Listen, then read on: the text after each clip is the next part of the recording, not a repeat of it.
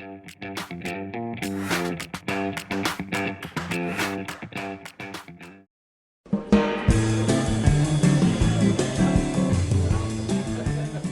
English learners. Welcome back to another podcast here with us at English Pod. My name is Marco. And I'm Erica. And today we're bringing you another part of our sports series.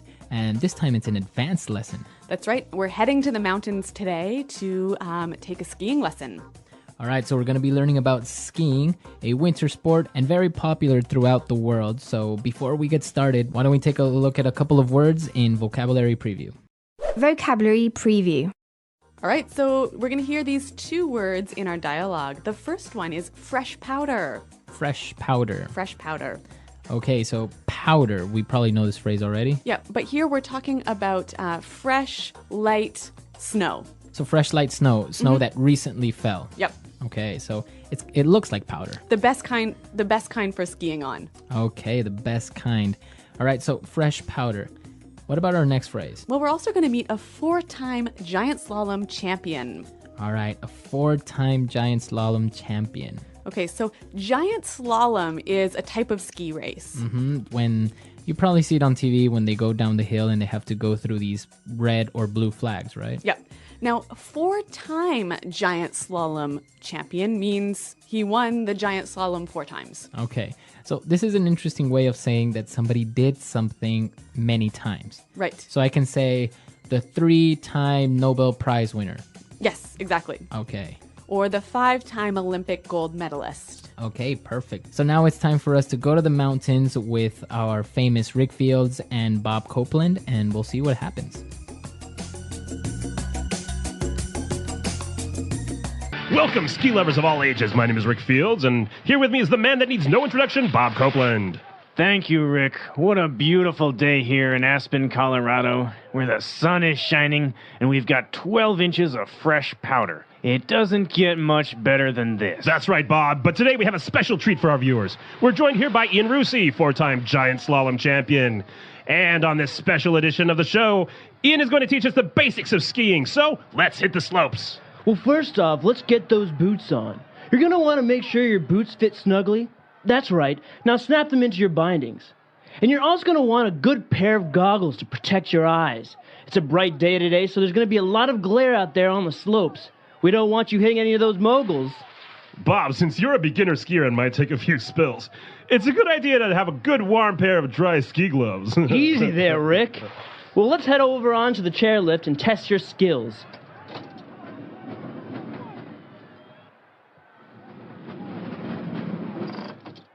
All right, we're up here on the bunny hill, so Bob, why don't you do a few snowplow turns?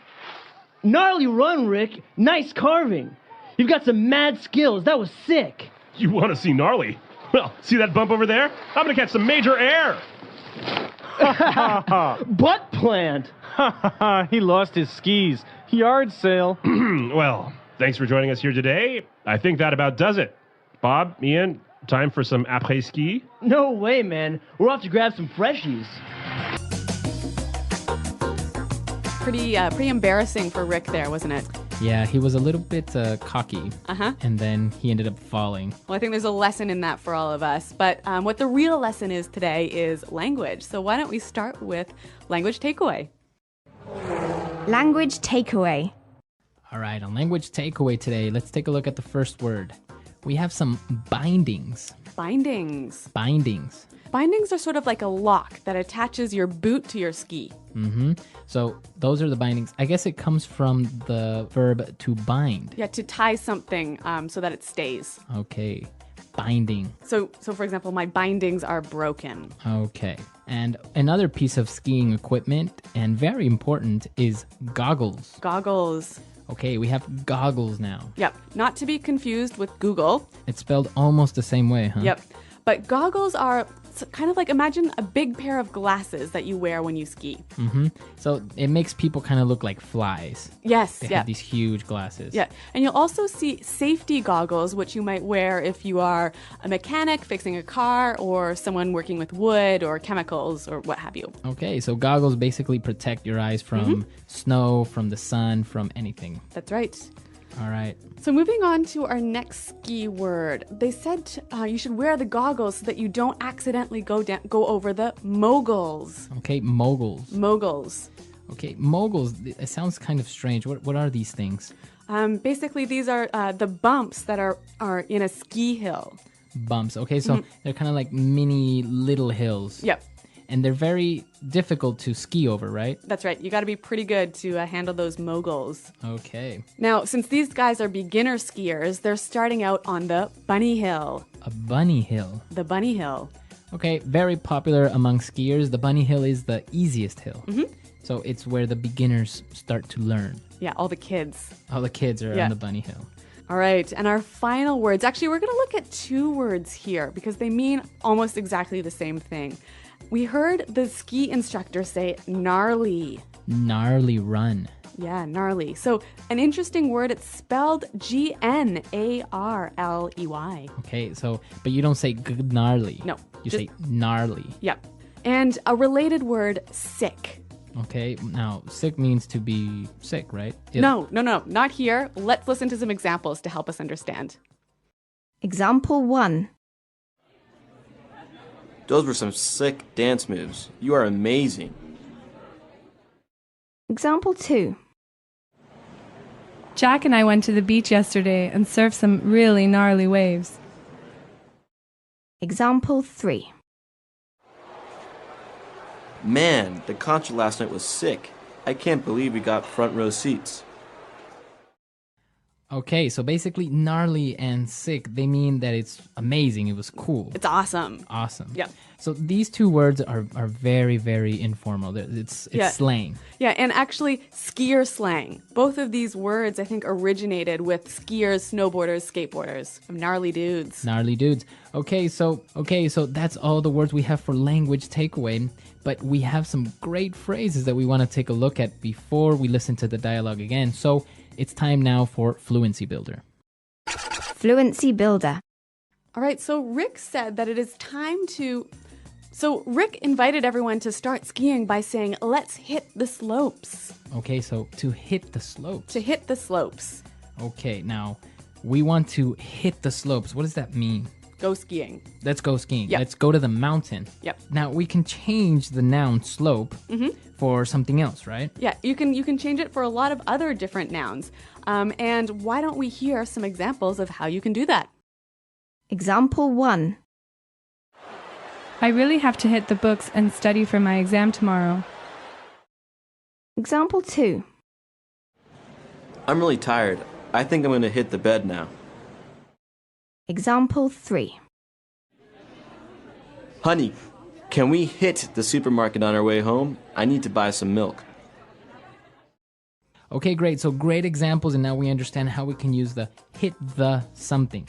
All right. What about our next phrase? Well, Rick warned Bob that he might take a few spills. Okay, so to take a spill. To take a spill. Take a spill.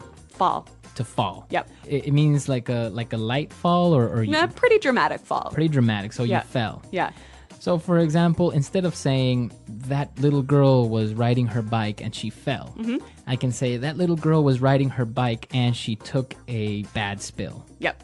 Okay. So to take a spill. You have to use the verb take though. Yes, exactly. You cannot just spill. Okay. You have to take a spill. All right. What about our next phrase? Well, you might take a spill when you catch some major air. Okay. Catch some major air. To catch some major air. So am I catching something? How am I catching air? That's impossible. Well, imagine if you're jumping and your skis are catching the air. Ah, okay. So I'm in the air for a very long time, maybe? Yeah, when you catch some air, basically it's like you're flying for a couple seconds. So you're flying for a couple of seconds. You're very high up in the air. Yep. Okay, to catch some air.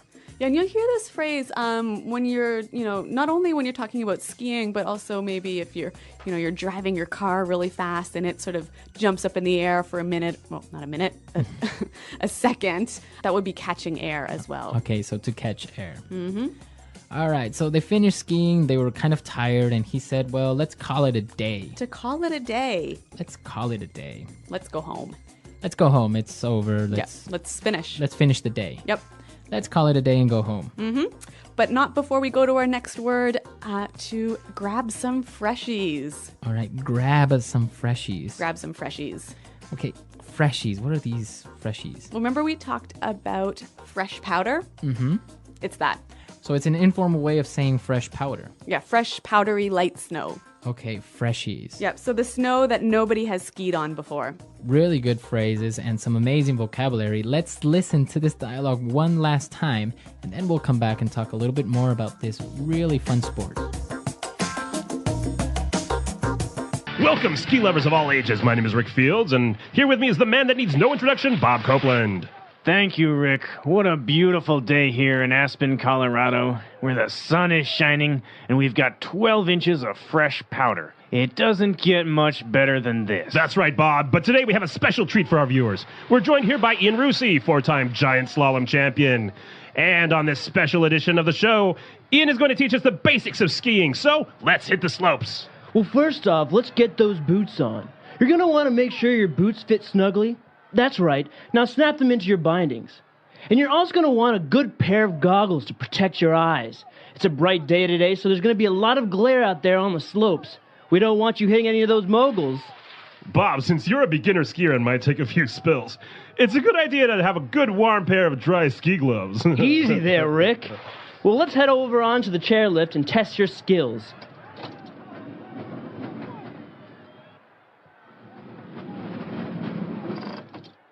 All right, we're up here on the bunny hill, so Bob, why don't you do a few snowplow turns? Gnarly run, Rick. Nice carving. You've got some mad skills. That was sick. You want to see gnarly? Well, see that bump over there? I'm going to catch some major air. Butt plant. He lost his skis. Yard sale. Well, thanks for joining us here today. I think that about does it. Bob, Ian, time for some après-ski? No way, man. We're off to grab some freshies.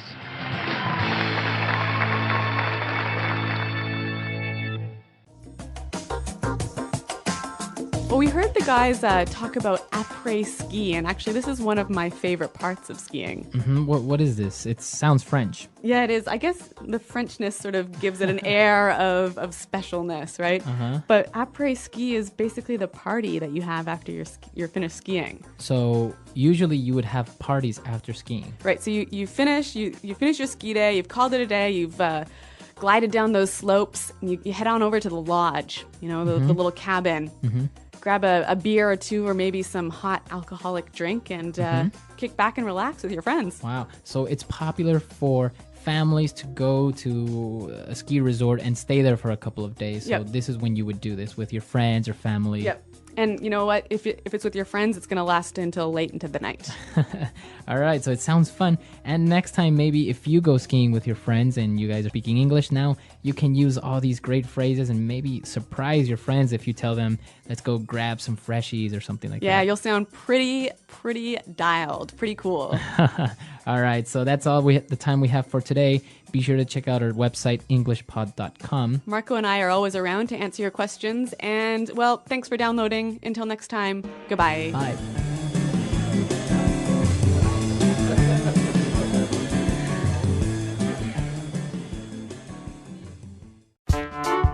The English Pod Audio Review. Listen to the meaning, then say the vocabulary word. A skiing race where you must go through flags. Slalom. The building that has restaurants and stores on the ski hill. Lodge. Winner. Champion. Powder, soft, light snow. Pow. Start skiing. Hit the slopes. Avalanche, lots of snow falling off the mountain. Avi. A person who operates the chairlift. Lifty. Fitting very tightly. Snugly. A steep hill with high sides shaped like a bowl. Bowl. Make something attach by pressing down. Snap. A bottom part that attaches the boot to a ski. Binding. A pair of glasses used to protect one's eyes. Goggles. Bright light that is reflected by the snow. Glare. A space on the mountain which is used for skiing. Slopes. A bump on a ski hill. Mogul. A covering of the hands with each finger separated so as to keep it warm. Ski glove. A slow, easy turn where you make a V with the skis. Snowplow turn. Turn on your skis with your edges. Carving. A line of chairs with a moving cable that carries people up the mountain. Chairlift. A party or drinks after skiing. Après-ski. Ski on the area that has never been skied before. Grab some freshies. Falling so hard that you lose all your ski equipment. Yard sale. Used to describe a skier that jumps really, really high. Catch some major air. Small hill. Bump. Awesome. Cool. Used by ski lovers. Gnarly. Fall. Take a spill. Let's try that faster. Avalanche. Lots of snow falling off the mountain. Avi. Fall. Take a spill. A steep hill with high sides shaped like a bowl. Bowl. A bottom part that attaches the boot to a ski. Binding. A slow, easy turn where you make a V with the skis. Snowplow turn. A pair of glasses used to protect one's eyes. Goggles. A covering of the hands with each finger separated so as to keep it warm. Ski glove. Falling so hard that you lose all your ski equipment. Yard sale. A party or drinks after skiing. Après-ski. The building that has restaurants and stores on the ski hill. Lodge. A person who operates the chairlift. Lifty. Small hill. Bump. Bright light that is reflected by the snow. Glare. Winner. Champion. Awesome. Cool. Used by ski lovers. Gnarly.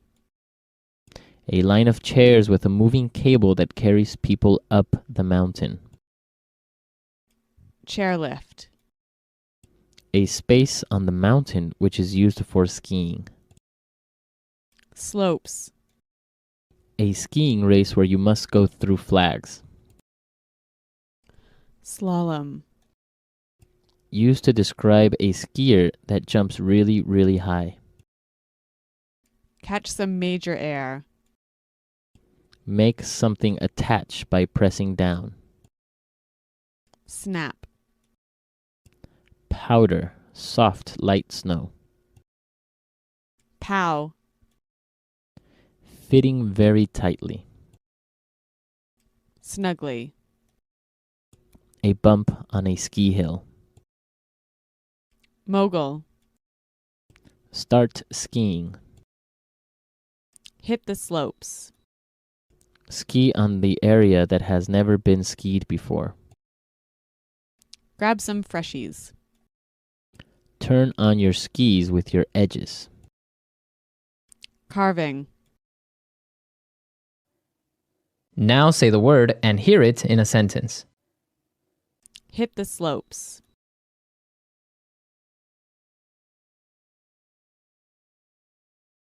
It's a perfect day for skiing, so I want to make sure that we hit the slopes before 9 a.m. Hit the slopes.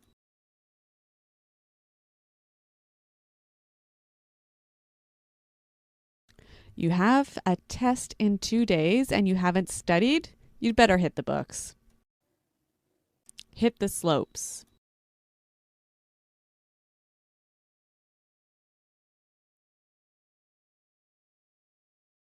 Wow, I have to be at my job interview in 15 minutes. I need to leave and hit the road. Catch some major air.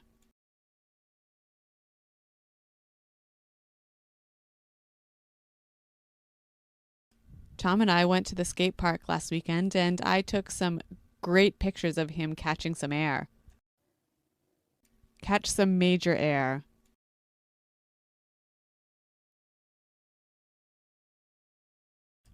The car hit the sidewalk and caught some air before it flipped and hit the street. Catch some major air.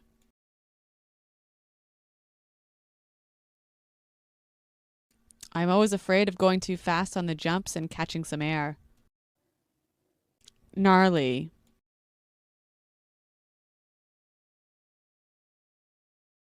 Those were some gnarly dance moves. You are amazing. Gnarly.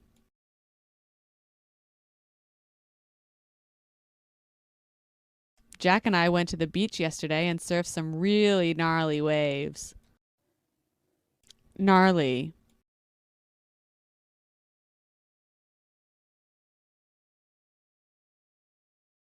Man, that concert last night was gnarly. I can't believe we got front row seats. Take a spill.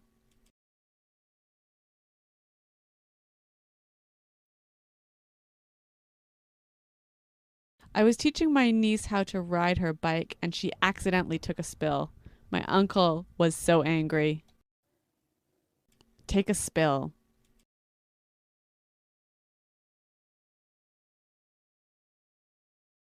Did you see that? The girl tripped on the sidewalk and took a nasty spill. Take a spill.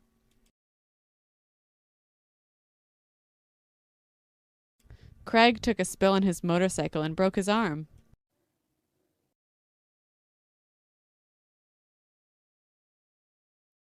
Well, I think that about does it. We've finished up all the work today and we're ready to go home.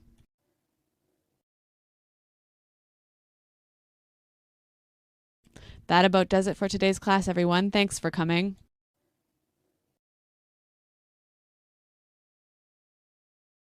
That about does it for today's meeting. See you all here next week.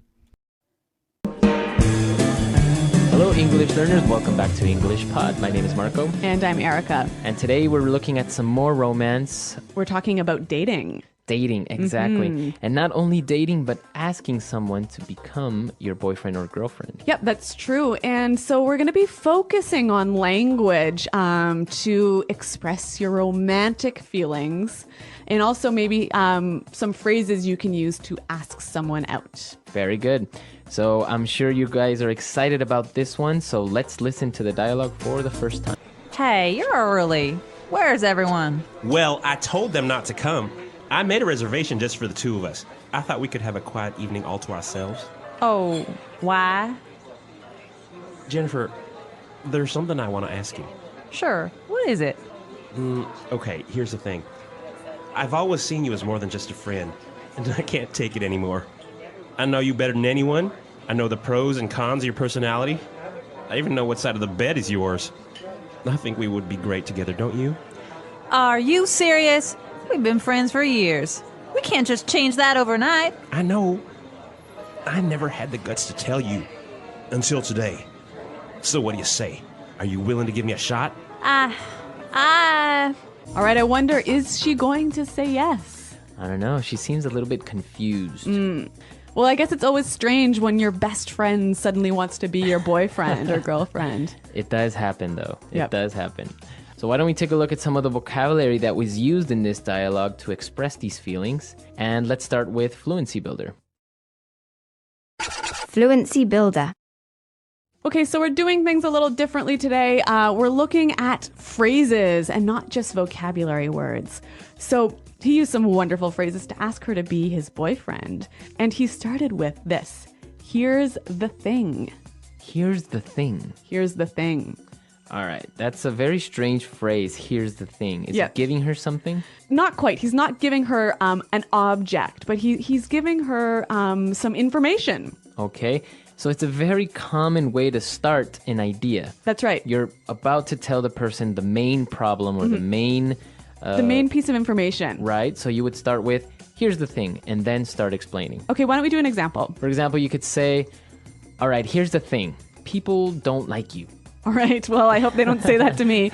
But another example, Marco, here's the thing. We're behind in our podcasting. We have to work overtime. Okay, so the main idea. Yep. Very good.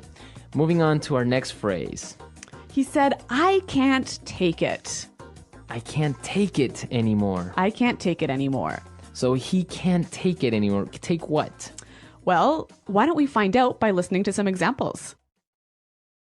Example 1. The man next door has been so loud. I can't take it anymore. Example 2. My boss always yells at me. I can't take it anymore. Example 3. I can't take it anymore. I'm going to quit. All right, so basically is you can't stand it. You can't tolerate it anymore. Exactly. This is a phrase we use when we are really frustrated. But yeah, when we're frustrated or when we just can't handle it anymore. And well, after he finished his declaration of love, she responded by saying, "Are you serious? Are you serious? Are you serious?" Are you serious? Okay, so what does she mean? She's just saying, really? Exactly. It's another way of saying really. Yep. So this is a phrase that's really, it's quite informal, isn't it? Yeah, I guess you wouldn't use it in a business context. No, and it's also something that's used mostly by younger people. Right. If you say something that's amazing or that's incredible, hard to believe, you might get this response. Are you serious? Right. So he is very serious, but he confessed that he never had the guts to tell her. Have the guts. I never had the guts to tell you. I never had the guts. All right, so to have guts. That's to be brave. To be brave, courageous. Yep. So we have some examples of how we would use guts in different situations, so let's listen. Example 1. I don't have the guts to go skydiving. Example 2. I don't have the guts to give a speech. Example 3. I've never had the guts to say no to my boss. All right, so to have the guts to do something. Hey, but Marco, this word guts is an interesting one. Yes, it is, because guts can also mean your internal organs. Like your stomach and your intestines and your lungs. Exactly. Those are your guts. Yep. So when you have guts, you're really brave. Exactly. You're courageous. All right, very good. Why don't we listen to the dialogue for the second time? We're going to slow it down a little bit, and we'll come back and look at some phrases and putting it together. Hey, you're early. Where's everyone? Well, I told them not to come. I made a reservation just for the two of us. I thought we could have a quiet evening all to ourselves. Oh, why? Jennifer, there's something I want to ask you. Sure. What is it? Okay. Here's the thing. I've always seen you as more than just a friend. and I can't take it anymore. I know you better than anyone. I know the pros and cons of your personality. I even know what side of the bed is yours. I think we would be great together, don't you? Are you serious? We've been friends for years. We can't just change that overnight. I know. I never had the guts to tell you until today. So, what do you say? Are you willing to give me a shot? All right, so that's a little bit clearer this time. But while I was listening, I noticed that there's some more great phrases that you can use together with different words. So let's look at those now and putting it together. Putting it together. All right, let's take a look at the first one. He said, I made a reservation just for the two of us. The two of us. Just the two of us. So just the two of us. Quite simply, it means you and me, just us, right? Right, just us. So why is this phrase important? I think it's a great way to show the idea of only us, right? Right. And we can use it together with any number we want. So what about the four of us? Mm-hmm. Just the four of us. Okay. Just the eight of us. Okay. So it suggests the idea of only us. You know? Okay. So he made the reservation just for the two of us because he thought they could have a quiet evening all to ourselves. All to ourselves. All to ourselves. All to ourselves. If you have something all to yourself, or we have something all to ourselves. We have that thing all alone. We don't have to share it. We don't share. Very good. So I guess you can say, my parents are out of town, so I have the apartment, I have the house all to myself. Mm-hmm. Or even, she wants to eat the cake all to herself. Very good. So that's a very good phrase. And you can use it with any pronoun. Well, so the guy is explaining that I've always seen you as more than just a friend. I've always seen you as. I've always seen you as. So basically is the perception or the way you consider that person. The way you think about that person. So I can say, I've always seen you as a good friend. I've always seen you as a leader. Okay, so our last phrase is also the last thing we heard in the dialogue. He said, are you willing to give me a shot? Are you willing to give me a shot? To give me a shot. Give me a shot. All right, I think we have some more examples of how we could use give me a shot in different situations, so let's listen. Example 1. I know I can do this drawing better. Just give me a shot. Example 2. The HR manager wasn't going to hire me, but he decided to give me a shot. Okay, so when you give someone a shot, you take a chance, right? Give that person or give an opportunity. Mm-hmm. All right, so we don't know if she will give him a shot or not, but why don't we listen to the dialogue once more to hear these phrases in action?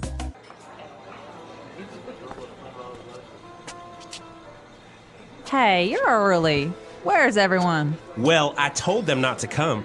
I made a reservation just for the two of us. I thought we could have a quiet evening all to ourselves. Oh, why? Jennifer, there's something I want to ask you. Sure. What is it? Okay, here's the thing. I've always seen you as more than just a friend, and I can't take it anymore. I know you better than anyone. I know the pros and cons of your personality. I even know what side of the bed is yours. I think we would be great together, don't you? Are you serious? We've been friends for years. We can't just change that overnight. I know. I never had the guts to tell you until today. So what do you say? Are you willing to give me a shot? All right, so an interesting dialogue, and it opens up a cultural point. That's right. So in the dialogue, the guy was asking her if she would be his girlfriend, right? Right, but I guess it's not very common among adults, at least. Yep. In English-speaking countries. Yeah, we don't say like, okay, so please, will you be my boyfriend now? You know? Right. You would do that maybe in high school. Or... Yeah, but even then, I think it's still a little funny.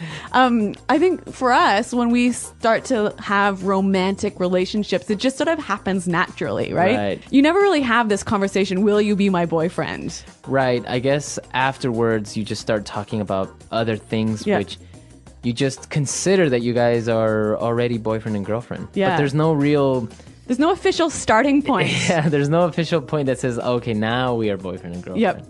Which is interesting because in other countries, they do go through the formality of asking somebody to become their boyfriend. Yeah. But even, like 20 or 30 years ago in English-speaking countries, you would do this. Oh, yeah, of course. And it was called going steady. Going steady. So you would ask, will you go steady with me? And that means let's become a stable couple. Exactly.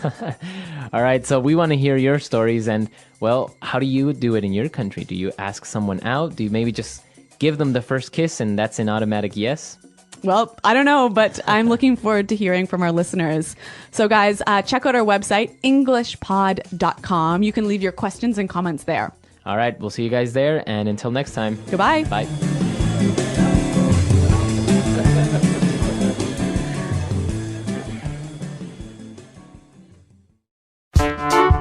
The English Pod Audio Review. Listen to the meaning, then say the vocabulary word. You and me.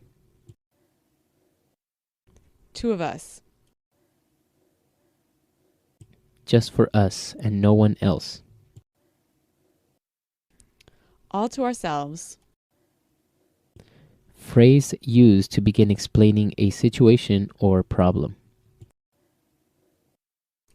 Here's the thing. Good things and bad things about a person. Pros and cons. Courage. Brave. Guts. To let someone have a try. Give someone a shot. Phrase used to indicate that you are dating someone. Going out. To become someone's boyfriend or girlfriend. Get with. To ask someone to join you on a romantic date. Ask out. Having a very close relationship. Very warm and friendly. Intimate. To kiss. Make out. Let's try that faster. You and me. Two of us. Phrase used to indicate that you are dating someone. Going out. Having a very close relationship. Very warm and friendly. Intimate. To ask someone to join you on a romantic date. Ask out. Good things and bad things about a person. Pros and cons. To let someone have a try. Give someone a shot. Phrase used to begin explaining a situation or problem. Here's the thing. Courage. Brave. Guts. To kiss. Make out. Just for us and no one else. All to ourselves. To become someone's boyfriend or girlfriend. Get with. Now say the word and hear it in a sentence.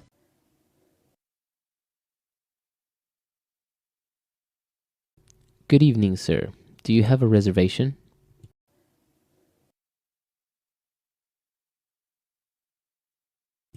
Hi, I'm calling to make a dinner reservation.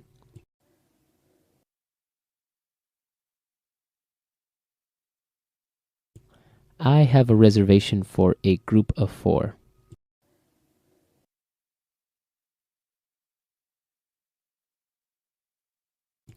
The man next door is so loud. I can't take it anymore.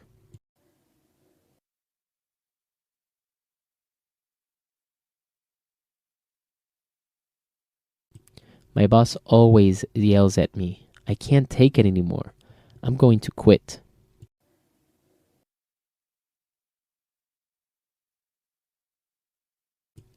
I couldn't take her complaining anymore, so I broke up with her.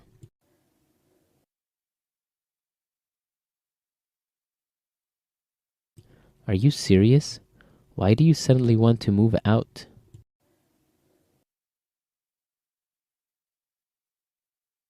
You're getting married? Are you serious?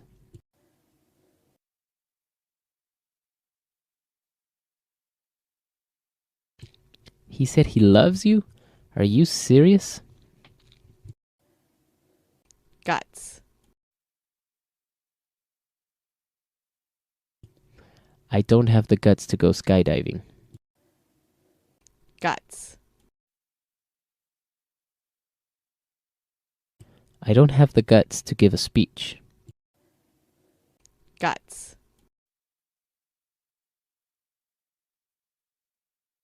I never had the guts to say no to my boss. What do you say we go for dinner?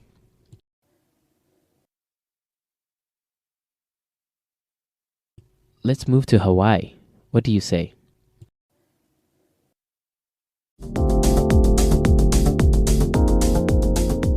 Hello everyone, welcome back to another lesson with us here at English Pod. My name is Marco. And I'm Erica. And today we're going back to school. That's right. We're talking about my least favorite subject.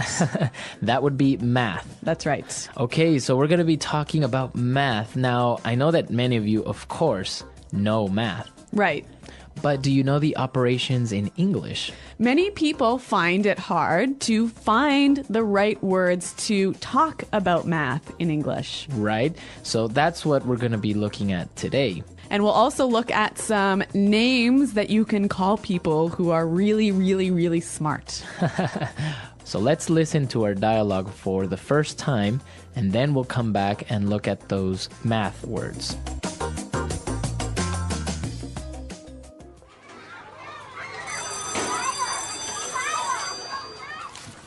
All right, children, let's review. Tommy, pay attention.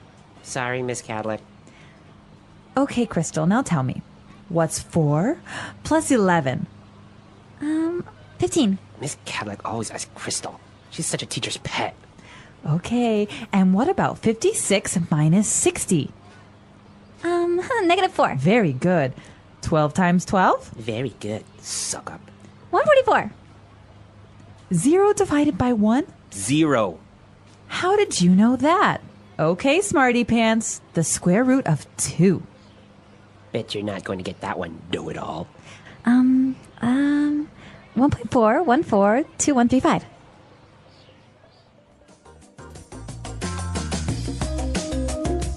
All right, so that's one smart little girl, huh? Yeah, pretty smart. Actually, smarter than me in math. All right, so let's take a look at some of those words that the teacher used to ask her about certain operations in language takeaway. Language takeaway. Okay, so like we said, you guys know how to do math and you know the words in your language, but maybe in English it's a little bit harder to find the right words. So let's look at those now. Okay, so let's look at the first question that she asked. What's 4 plus 11? 4 plus 11. Okay, plus. Plus. All right. So 4 plus 11, Erica, is? Let me take a look at here. 15. 15. Okay, so we are adding, right? Yes. So that's how you would say. Let's go with an easy one. 2 plus 2. 4. 4, right? Yep. Or 5 plus 5. 10. 10, okay. You're really testing my skills. So that's how you would add numbers. Now, what about taking away numbers? Okay, so taking away or subtracting. All right, let's test you again. In the dialogue, she said 56 minus 60. 56 minus 60 equals -4. Okay, minus. So that's negative, right? Minus. So, and of course, if you have 56 apples and you take away 60, you're left with -4. negative Well, 4. actually, you're left with 0 apples. Yeah, exactly. Now, that answer is also interesting. -4. -4. That means -4, right? 4 less than 0. 4 less than 0. Very good. -4. Okay, so now for our next operation. 12 times 12. 12 times 12. 12 times 12. No, Marco, don't ask me the answer. All right, 12 times 12 equals 144. Now, that's multiplying. Right, or multiplication. Multiplication. Okay, so this times part, it's very easy to remember because, for example, 4 times 4. You can just say 4, the number 4, and you add it, right? 4 times. 4 times. 4 plus 4 plus 4 plus 4. Right, so times. Times. Now the opposite of times. All right, the opposite of multiplication is division. Division. Okay, so in our dialogue, the teacher said 0 divided by 1. 0 divided by 1. 0 divided by 1. Any number divided by 0 is 0. All right, so let's give another example. 15 divided by 3. All right, so 15 divided by 3 equals 5. 5. Exactly. So divided by. Divided by. Very good. So after division, the teacher was very impressed, and now she asked a very hard mathematical operation, especially for a girl this age. The square root of 2. The square root of. Square root. So let's give some examples to show what is the square root. Okay. So if I ask you the square root of 9. 3. 3, right? Yes. What about the square root of 4? 2. 2. Okay. So now one more. The square root of 16. 4. 4. Okay, so you notice the pattern, right? And I'm sure everyone knows this in their own language, how you would get a square root. Exactly.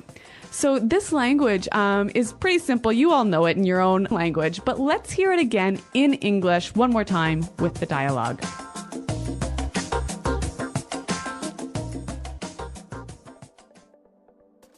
All right, children, let's review.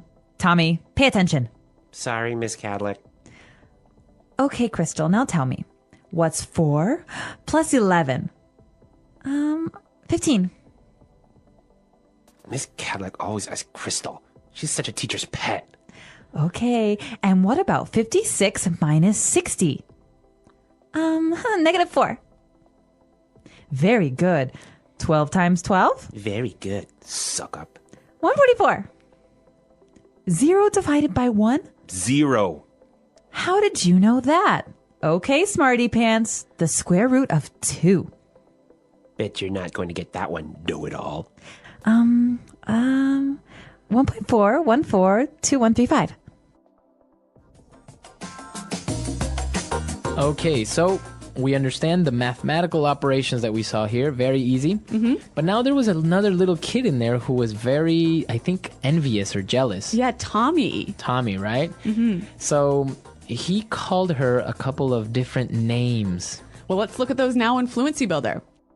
Fluency builder. Okay, so the first one that he called Crystal, the little girl, he called her a teacher's pet. Teacher's pet. Teacher's pet. A teacher's pet. So, Erica, what exactly is a teacher's pet? It is the favorite student the teacher has in that class. All right, so it's always the student that's helping the teacher. Yeah, the smartest student. Yeah. The teacher's pet. Yeah, and it has a negative meaning in English. Yeah, I wouldn't say that it's a good thing to be the teacher's pet. Like the teacher thinks it's good. Yeah. But all of the friends and the classmates, they think it's bad. Yeah, exactly. Yep. Teacher's pet. And similar to teacher's pet is a suck up. Suck up. Suck up. Again, suck up. What is this? What is a suck up? A suck up is a person who tries really, really hard to make the teacher like him. Okay, now we can also use it outside of the classroom, right? Yeah, at work, maybe. Okay, there is always at work, there is always one person who's the suck up, right? Yes. Now, again, this has a negative meaning in English. Yeah, I guess in the workplace, the rest of your colleagues don't really like that person who's considered to be the suck-up, who's always trying to please the boss. Exactly. All right. All right, so the teacher calls Crystal a smarty pants. Smarty pants. Smarty pants. Okay, so this is also a little name calling, right? So what is a smarty pants? Somebody who is too smart. Too smart. Who tries too hard to be smart. Now, this is only for little kids, right? I wouldn't call you a smarty pants. Right? No, it's definitely for children. Adults don't say this. Unless maybe you are joking or having fun with someone. Yeah, but if you say it, you are suggesting that you're being like a child. Right. Yeah. Okay, smarty pants. And our last one, and this is also a very good phrase and a way to describe someone, know-it-all. Know-it-all. Know-it-all. A know-it-all.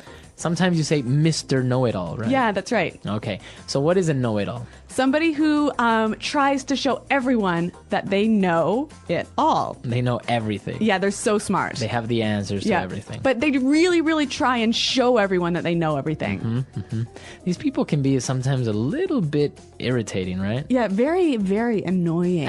Annoying. Yeah. All right, so it's not a good thing to be a know-it-all all the time. Yeah, actually, all of these phrases are not good things to be. Okay, so let's listen to our dialogue one more time, and then we're gonna come back and Erica's gonna tell us how much she hates math.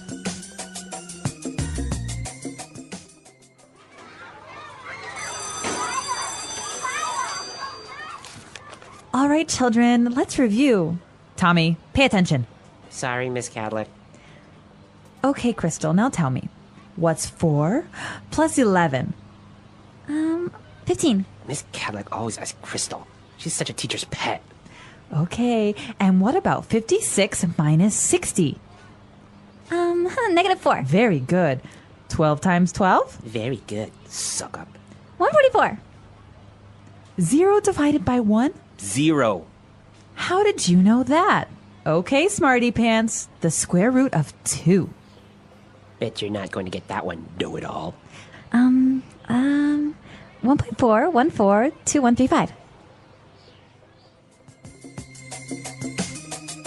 All right, so Erica, you were telling me that you hated math, or you still do. Well, yes, that's true. I really do hate math. And even doing a simple, like 16 plus 32 is too hard for me.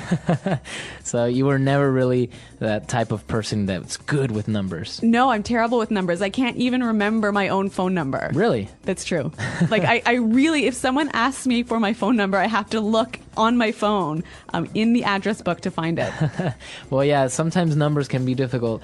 I kind of liked math when I was younger. It just made sense. So. Well, I guess there's a reason why I'm an English teacher and not a math teacher. And I was actually not very good at language. But here you are. Exactly. Well, I mean, in Spanish, I like grammar. Not very good at that, all those rules. Yeah, but you're pretty good at English, so that's all right with me. That's all right. Yeah. What about you guys? Tell us what your favorite subject or your least favorite subject in school was. What about you? Do you have any favorite subject? Or did you have a favorite subject? History. History. Yeah. Okay. Yeah. I liked chemistry for a while. Oh, God. Chemistry involves numbers. Well, a little bit, but it was interesting as well. Mathematics, the language of the universe. Mathematics is one of the most important subjects in the world. It is everywhere around us, even when we do not notice it. People use math in daily life, at work, in science, in business, and in technology. Without math, many things that we use today, like computers, airplanes, buildings, and medicine, would not exist. Math is not just about numbers. It is a way of thinking, solving problems, and understanding the world. Math has been part of human history for thousands of years. Ancient people used math to measure land, count animals, and trade goods. The ancient Egyptians used math to build pyramids, and the Babylonians developed a number system to track time and record information. The Greeks, like Pythagoras and Euclid, created important ideas about shapes, numbers, and logic. Over time, math has grown and improved, helping people solve more difficult problems. One of the first things people learn in math is numbers. Numbers help us count, compare, and measure things. There are different types of numbers, such as whole numbers 0, 1, 2, 3, negative numbers 1, 2, 3, fractions 1/2, 3/4, and decimals 0.5, 2.75. Numbers allow people to do basic math operations like addition, subtraction, multiplication, and division. These operations help us solve everyday problems, such as how much money we have, how much time we need, or how many people are in a room. Math is also about patterns. Patterns are repeated designs or sequences. For example, in nature, we see patterns in the petals of flowers, the shells of turtles, and the way birds fly in groups. In numbers, patterns appear in multiplication tables, sequences, and shapes. Recognizing patterns helps us predict what will happen next. Patterns are important in music, art, science, and computer programming. Geometry is another branch of math that studies shapes and space. Everything we see has a shape: circles, squares, triangles, rectangles, more. Geometry helps architects design buildings, engineers build bridges, and artists create beautiful designs. It also helps us understand how objects fit together and move in space. For example, when people pack boxes in a truck, they use geometry to arrange them in the best way. When we look at maps, we use geometry to find locations and distances. Math is also important in measuring things. People measure time, weight, distance, temperature, and speed every day. Clocks help us measure time so we can organize our day. Thermometers measure temperature so we know if it is hot or cold. Scales measure weight when we buy food or check our health. Rulers and measuring tapes help us find the size of objects. Measurement is necessary in science, construction, cooking, and sports. Another important part of math is money and finance. People use math when they buy and sell things, save money, or make a budget. When we go shopping, we add up prices to see how much we have to pay.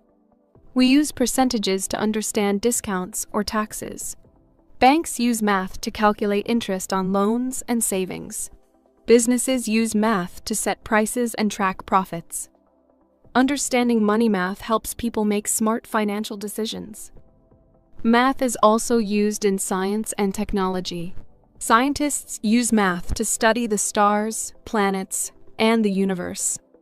Doctors use math to measure medicine and study the human body.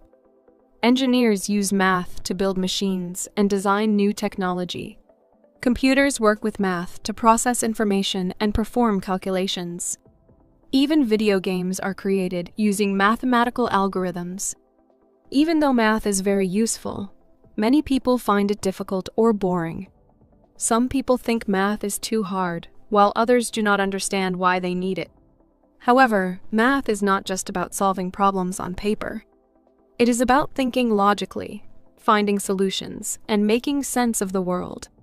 Once people understand how math helps in real life, they can see its value and importance. Mathematics is a subject that connects everything. It is the foundation of science, business, and technology. Without math, many inventions and discoveries would not be possible. It helps us make better decisions, solve problems, and improve our daily lives. In the next part, we will explore more advanced areas of math and how it is used in different fields. Mathematics is more than just numbers and calculations. It is a system of logical thinking that helps us understand the world. In this part, we will explore more areas of math, including algebra, probability, statistics, and advanced mathematical applications. Algebra, the study of unknowns. Algebra is an important part of math that deals with symbols and equations. In algebra, letters like X and Y represent unknown numbers. This helps us solve problems where we do not know the exact value at first. Algebra is useful in many fields, such as engineering, science, business, and economics. For example, If someone is saving money each month, we can use algebra to calculate how much they will have after a certain time. If a company wants to know how many products it must sell to make a profit, algebra can help. Even in everyday life, when we calculate the time it takes to travel somewhere, we are using algebra. Geometry and trigonometry, the study of shapes and angles. Geometry helps us understand shapes, sizes, and positions. Architects use geometry to design buildings. Engineers use it to create bridges and machines. Pilots use geometry to navigate in the sky. Artists use it to create balance in paintings. Trigonometry is a special part of geometry that focuses on angles and triangles. Trigonometry is used in construction, astronomy, and even music. When people measure the height of a mountain or the distance of a planet, they use trigonometry. It is also used in GPS technology, which helps us find locations on a map. Probability and statistics, predicting the future. Probability is the study of chance. It helps us understand the likelihood of an event happening. For example, when we flip a coin, there is a 50% chance of getting heads and a 50% chance of getting tails. Probability is used in weather forecasting, medical research, and even sports. Statistics is the study of data.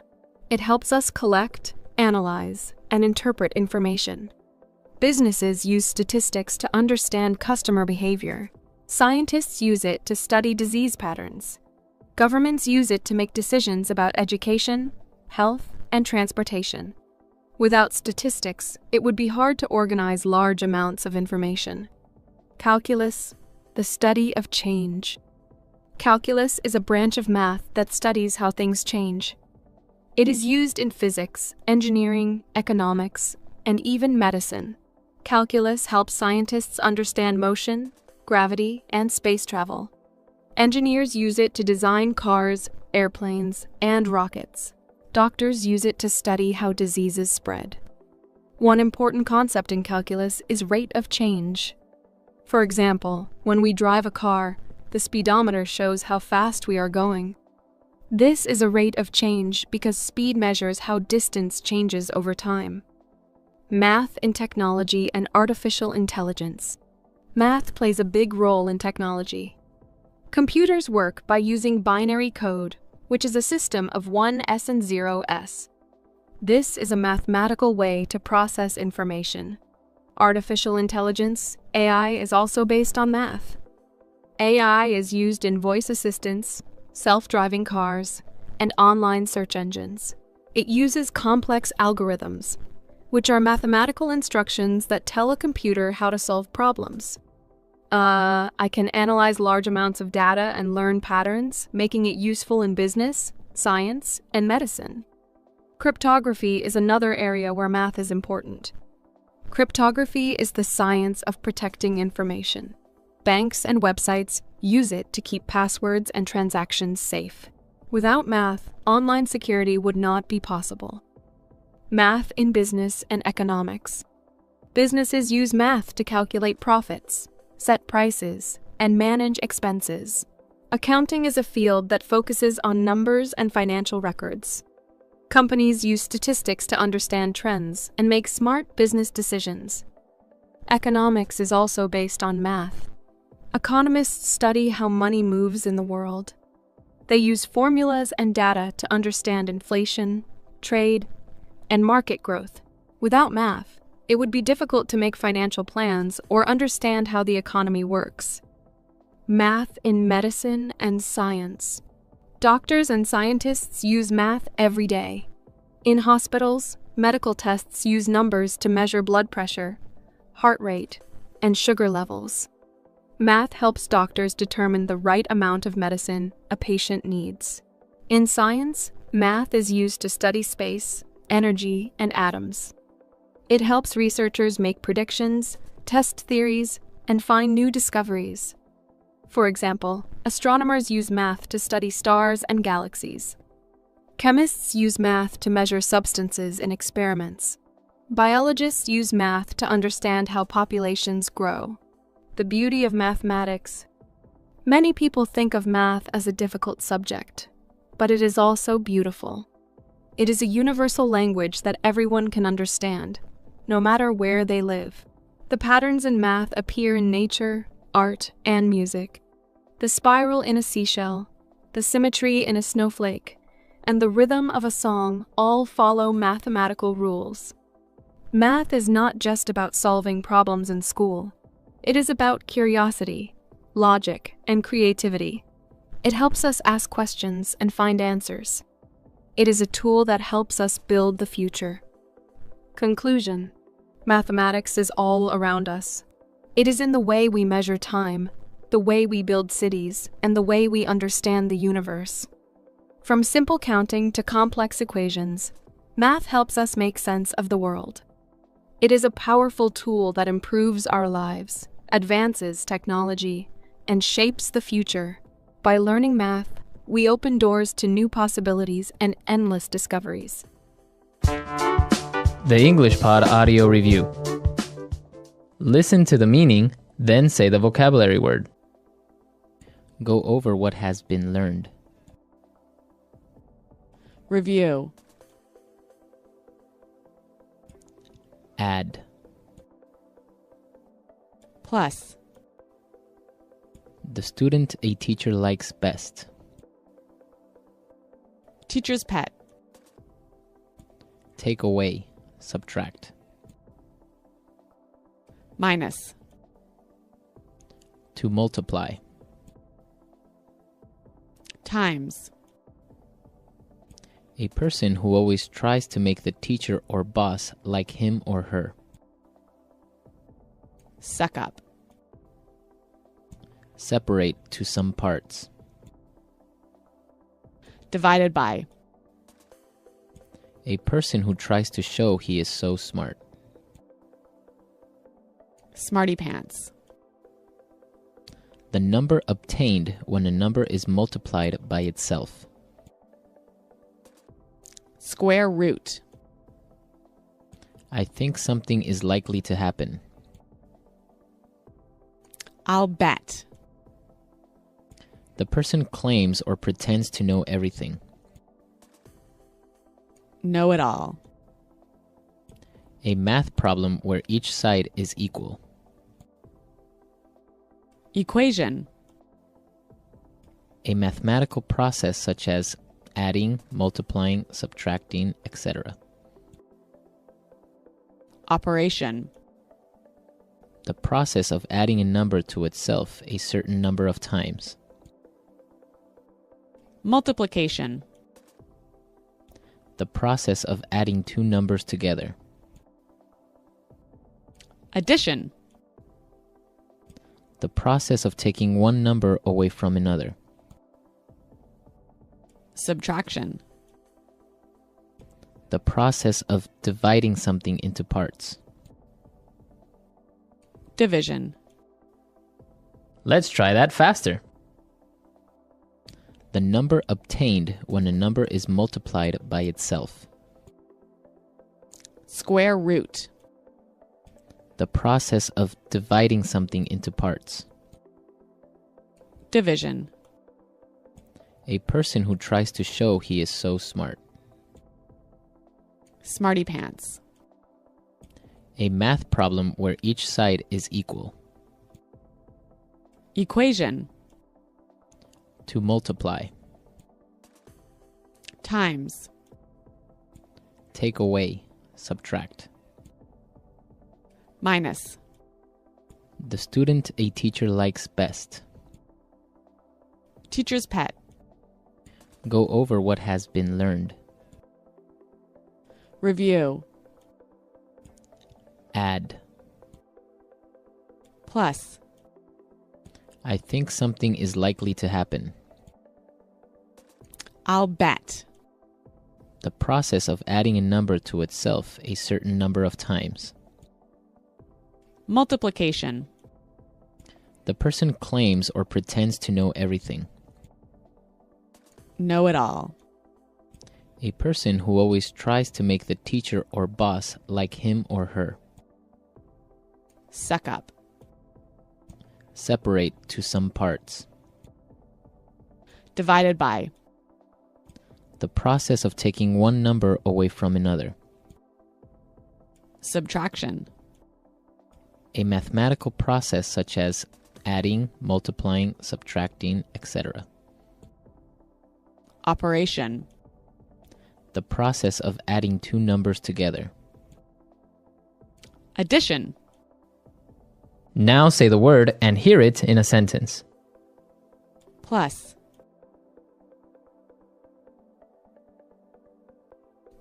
Everyone knows that 2 plus 2 equals 4. Plus.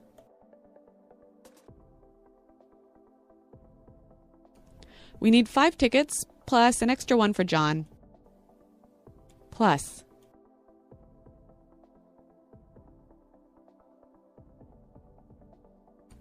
I have $2,000 in my bank account plus an extra $500 under my bed. Minus. The ticket costs $100 minus a 10% discount. Minus.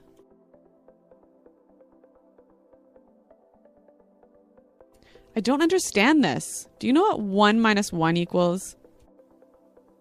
Minus.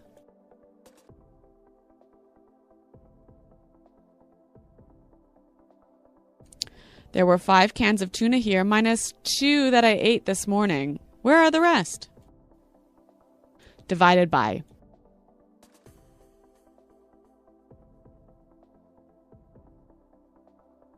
To solve this problem, you'll need to divide the number of days in a year by the number of days worked. Divided by.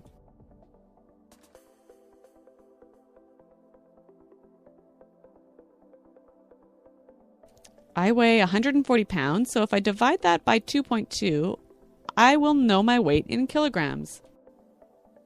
Divided by.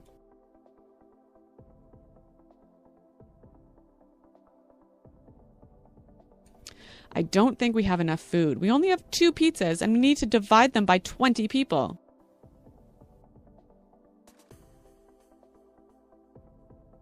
Mommy, everyone at school says I'm a teacher's pet.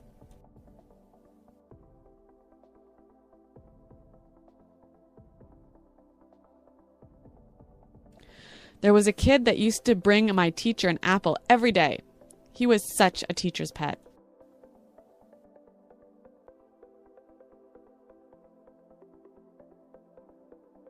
I always hated the kid that was the teacher's pet. He would always get more attention. Suck up.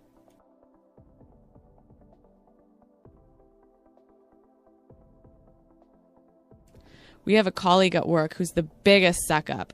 He's always being nice to our boss. Suck up.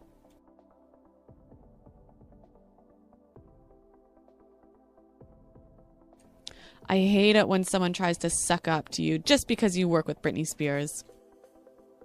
Suck up.